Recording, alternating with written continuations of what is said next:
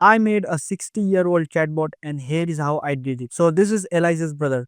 I'll tell you why it's named Eliza's brother, but here's a little demo. So this is the demo. So as I said, it's really simple. You just type hi and then wait for the response and then it gives you response. By the way, as I mentioned before, it's a little rude. So sometimes it might say some like noobs or something like that. For example, if I just ask simple question, what is the capital of India?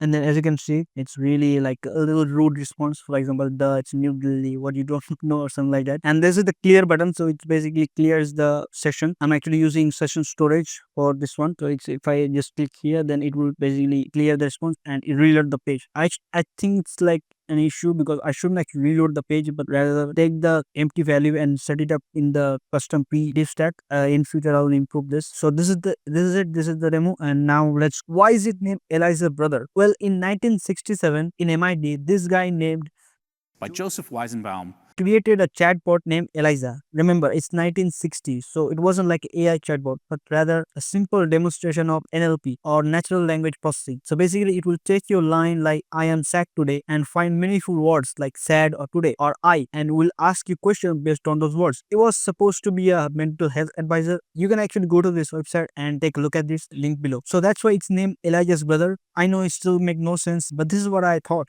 So basically, behind the scenes, it using Gemini's API because that's the only generative AI yet that have 3 API tiers. So anyway, here's how the code looks like. But before that, great warning. I no means expert in programming. I just got started. This is actually my very first project, so the code may look a little rough. Anyways, so this is the main code or main.js file. So first here I'm importing the SDK, Google SDK for the AI, and this is where I'm defining the model. I'm using Gemini 1.5 Flash, the default one that I copied from the website, and then this is where I'm using the system instruction to set some custom instructions like you are a crazy teen, knowledgeable assistant, and that also the reason why it's very rude because I actually mentioned it. I just wanted to know like how good it was giving over the instructions, so that's why I actually used this. And then the main function where the response came from is this function await model.generate content. So this is where basically the API gets called and generates the output. The prompt is the actual prompt that you usually give. For example, in my case, this hi, if I'm saying hi, then this hi actually is the prompt that gets stored in this variable and then used as a prompt, and then I'm taking the result